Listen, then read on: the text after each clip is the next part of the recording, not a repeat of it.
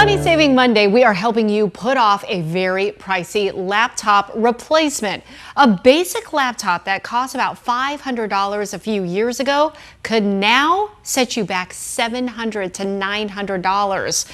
Maybe even more. But a few simple changes to your everyday habits could add years to your computer's life and keep more money in your pocket.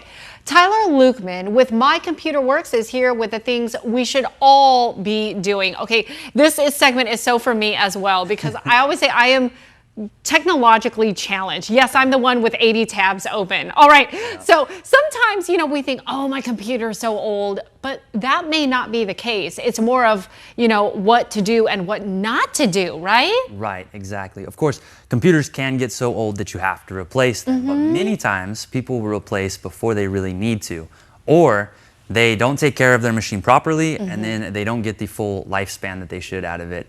By giving a computer regular maintenance and taking good care of it, you can get an extra 2 years, as opposed to somebody who maybe doesn't take care of their laptop.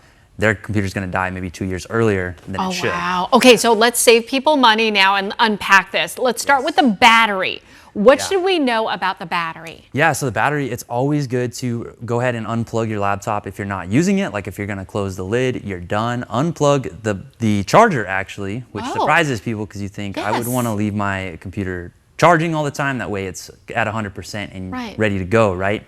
The problem with leaving it plugged in all the time is that builds heat. When it's charging, that is heat going in.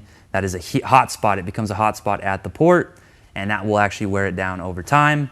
In addition to that, doing regular reboots, having a good power maintenance routine to where you reboot your system once to twice a week, close your laptop when you're done, try to conserve energy by closing browsers, don't have 80 tabs open. I'm guilty, guilty, yes. Okay, real quick, can I ask about, the unplugging the charger and what have you?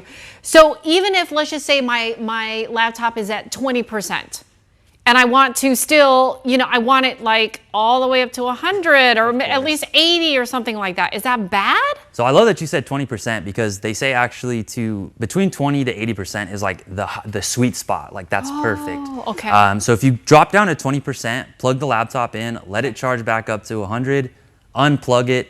As it drops to that 20 to 80% mark, you're in the sweet spot. You're fine. But that doesn't mean pull it at 80, right? So, right. But at 20, you nailed it. Great time to plug it in. But then once it's at 100%, don't leave it plugged in. Okay, leave it out. Unplug it. All right, yeah. and definitely not overnight. Yeah, I wouldn't leave it overnight. Oh my gosh, I'm so guilty of that. All right, moving on. We talked about heat. It is so hot, and as we know, it's even hotter in your car. Yes. So what do people need to know about leaving their, technological devices in general in their car? Great point. So if like right now I'm here in this building, I have a laptop in my car, in my backpack, but I have it turned off. That way it's not building heat from running the components inside and getting heat from the outside, right? Okay. So if you're going to leave it in your car, turn it off.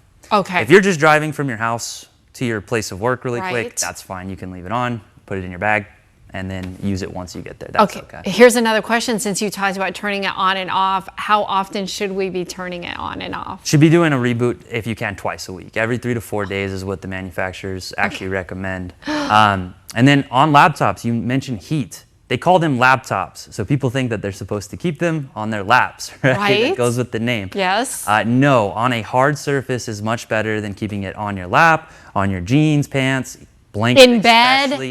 Oh my gosh, I am breaking all the rules because I'll take it right before I go to bed to work on stuff, and then I put it on my nightstand to plug all night. If you're gonna do that, at least put it on a cooling pad. You really should be using a cooling pad for a laptop most of the time. That can help keep the device cool, internal components cool.